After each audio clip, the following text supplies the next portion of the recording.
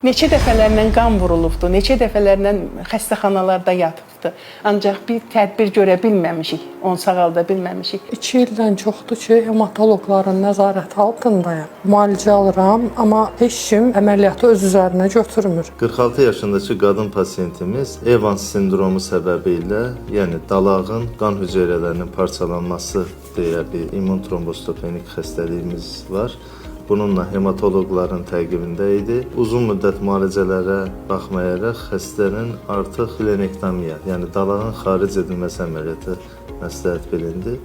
Tərəfimizdən xəstəyə laparoskopik olaraq splenektomiya əməliyyatı icra olundu. Əməliyyatım çox ağır keçib deyilənə görə, amma çox uğurlu olub. İndi hal-hazırda yaxşıyam. Əməliyyatın 16-cı, 17-ci günüdür bu gün.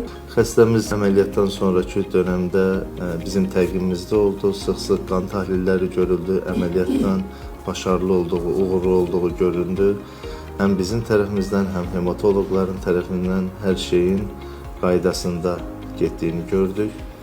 Xəstəmiz bugün əməliyyatın 17-ci günündə əməliyyat tikişlərini alacaq. Xəstəmizə geçmiş olsun. Bundan sonraki təqibi artıq hematoloqların təqibində olacaq. Özümü çox yaxşı hiss edirəm. Sağ olsun Azər doktoru. Yəni həm boynuna aldı, həm də çox yaxşı öhdəsindən gəldi. İnsan kimi yaxşı insandır, həkim kimi yaxşı həkimdir. Mənim qızımı, mənim uşağımı bu dərddən azad elədi. Sağ olsun, var olsun. Allah həmişə onun köməyi olsun.